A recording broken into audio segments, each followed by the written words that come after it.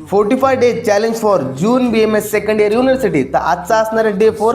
आजच्या स्टडीसाठी आपण टॉपिक बघूया. आज आपल्याला कोणकोणते टॉपिक कव्हर करायचे.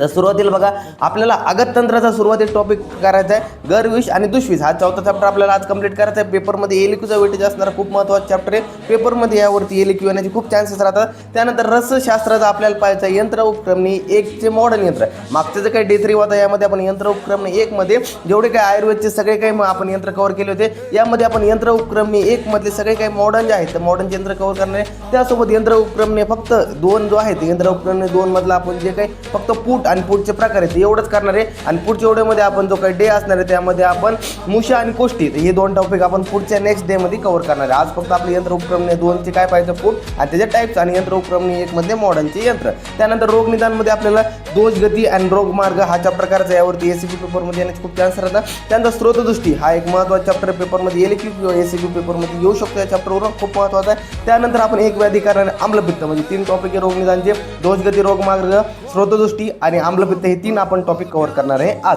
त्यानंतर संहिताचा आपल्याला 18वा अध्याय करायचा आहे. त्रिशोती अध्याय. त्रिशोती अध्यायाचा पेपरमध्ये एलिक्यूचा वेटेज चांगला अध्याय पेपरमध्ये एलिक्यू येऊ शकतो. चांगला प्रिपेअर करून ठेवा. त्यानंतर अष्टउद्री अध्याय यामध्ये आपल्याला एसीक्यू पेपरमध्ये विचारला जाऊ शकतो. आणि महारोग या अध्याय यावरून एसीक्यू आणि त्यासोबत भरपूर सारी एमसीक्यू पेपरमध्ये विचारले जाऊ शकतात. त्यामुळे चांगल्या प्रकारे करून ठेवायचं. त्यानंतर स्वस्थ रोगचा आपला एकच टॉपिक करायचा म्हणजे आहार चॅप्टर. एलिक्यूचा वेटेज असणार खूप महत्त्वाचा आहे. पेपरमध्ये आला तर या टॉपिकवरून आहार म्हणजे एक एलिक्यू पेपरमध्ये फिक्स आहे. त्यामुळे तुम्हाला चांगल्या प्रकारे हा टॉपिक करायचा आहे.